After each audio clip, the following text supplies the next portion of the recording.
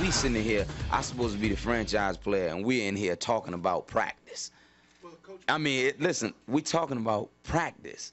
Not a game, not a game, not a game. We talking about practice. Not a game. Not the game that I go out there and die for and play every game like it's my last. Not the game. We're talking about practice, man. I mean, how silly is that, man? We're talking about practice.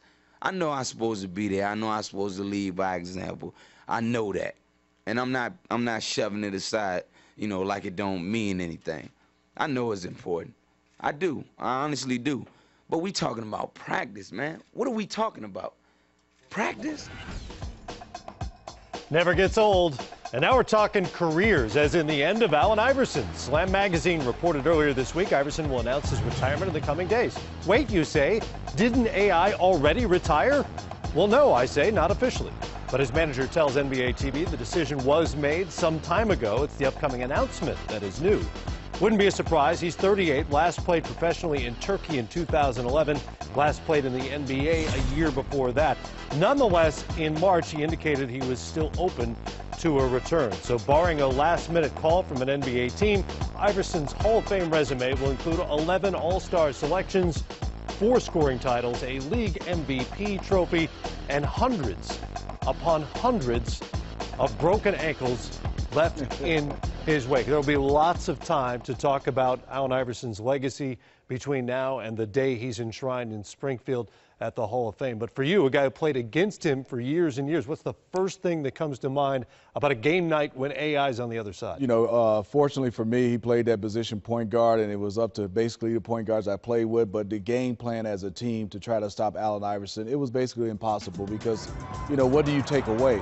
He was one of those players. He had quickness, he had athletic ability, slight in build, but he could finish like a big at the rim. And he had a beautiful jump shot off the dribble, and he never stopped moving. And what really impressed me, man, if you start to look at his career, I mean, 14 seasons, he averaged 41 minutes.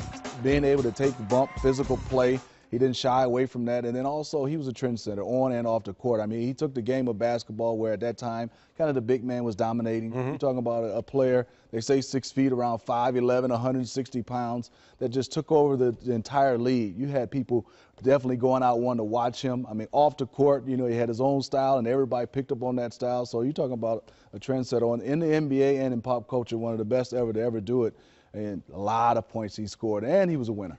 I'm 5'11". I'm eye to eye with Allen Iverson. There's no what way he's 6 feet, and that's amazing because the Sixers built their franchise around Iverson the way franchises have historically built around big men, and he led them to an NBA Finals. Totally right, man. I mean, you just unconventional. You're talking about a 5'11" scoring guard. We definitely not going to have the traditional post guy where we throw it in. We're not going to have the traditional point guard. Eric Snow played that position. And, you know, one thing about AI, he played on both ends, you know, and everybody talks about his scoring, but he would go out there and defend and compete. And even though in that piece we just got to talk that we got a chance to see, he did give it all and leave it out on the court every day. You never said AI was taking a play off. He played extremely hard every play, every second. Played hard the whole way, 24th all-time on the NBA scoring list, 6th all-time in points per game average in NBA history.